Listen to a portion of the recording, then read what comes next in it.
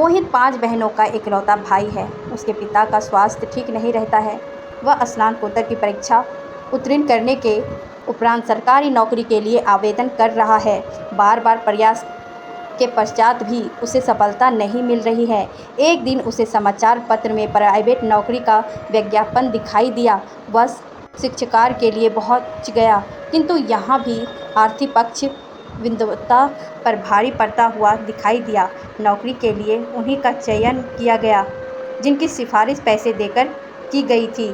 वह पूरी तरह से टूट चुका था, जैसे जीने की आशा ही समाप्त हो चुकी हो। अब उसके मन के अंदर आलस्य पसर गया।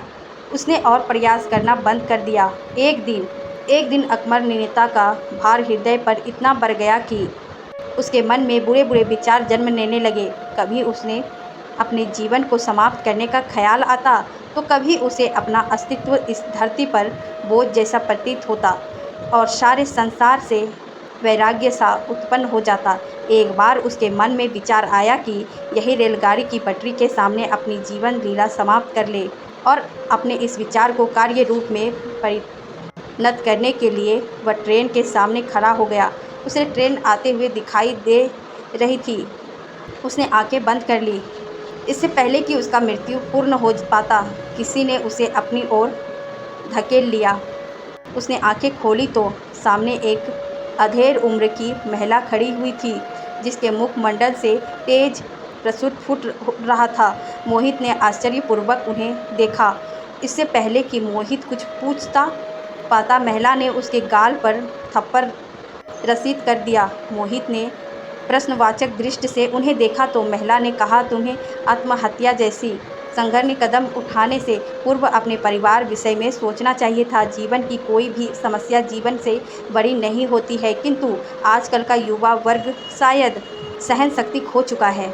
मोहित को जैसे होश आया हो, उसकी आंखों में पश्चाताप के आंसू तैरने लगे। शायद जीवन को बचाने वाला जीवन देने वाले से भी अधिक बड़ा होता है। उसने उस अजनबी महिला के चरण स्पर्श करते हुए कहा कि आप ही मेरा मार्गदर्शन कीजिए।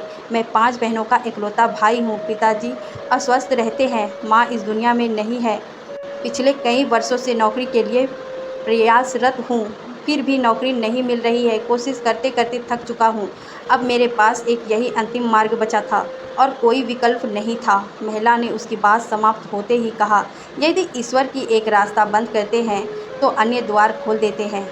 श्रम के अतिरिक्त सफलता का अन्य कोई विकल्प नहीं है। पैसे भी मनुष्य हारने के लिए नहीं बना है। यदि तुम प्रयास करो तो मार्ग स्वास्थ्य ही दिखाई दे जाएगा।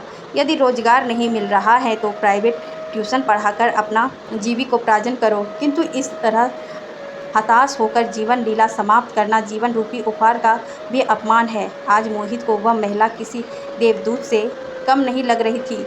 उसने प्रेरणा पाकर मोहित ने प्राइवेट ट्यूशन पढ़ाना शुरू कर दिए। धीरे धीरे उसके पास छात्र छात्राओं की भीड़ लगने लगी। फिर उसने अपना कोचिंग सेंटर खोल दिया। अब शहर में उसका नाम हो चला था। मोहित को याद आया कि उस महिला ने अपना विजिटिंग कार्ड मोहित को दिया था और 1 वर्ष पश्चात मिलने के लिए आग्रह किया था। आज मोहित अपना आराध्य उस महिला के पास अपनी सफलता की कहानी सुनाने तथा उनका आभार व्यक्त करने उसके घर जा रहा था।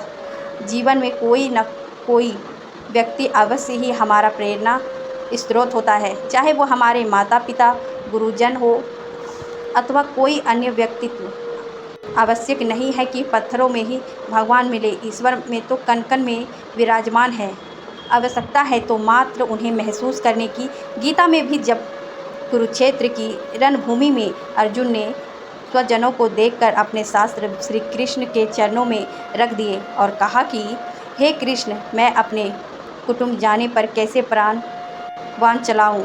जिन गुरु और आचार्य ने शिक्षा दी उनके सीने को कैसे छल्ली कर दूं। जिन अर्जुन और अंग्रेजों के साथ शिक्षा दीक्षा प्राप्त की, कैसे उनके लहू का प्यासा हो जाऊं। किस प्रकार उन सखा और बंधुओं पर तीर चलाऊं जो मेरे अपने हैं। तब कृष्ण ने गीता उपदेश देते हुए अर्जुन को आत्म के अंजर अमर और अविनाशी होने का तथ्य बताया, जिसे सुनकर अर्जुन ज्ञान चक्षु खुल गई और उसे समझ में आ गया कि आत्मा को ना तो आग जला सकती है, ना ही पानी भिंगा सकता है और ना ही शास्त्र कोई हानि पहुंचा सकते हैं। ठीक उसी प्रकार वह महिला मोहित के जीवन में आराध्य बनकर आई और उसे उसकी अकर्मण्यता से छुटकारा प्राप्त करने की प्रेरणा दी गई। प्रत्येक व्यक्ति के जीवन में कोई न कोई प्रेरणा स्रोत अवश्य होता है। आवश्यकता है तो बस उसे देखने की। बस हमें अपने नयन खुले रखने होंगे। क्या पता कहीं आस-पास ही उस आराध्य के दर्शन हो जाएं और जीवन की कोई नई दिशा मिल जाए।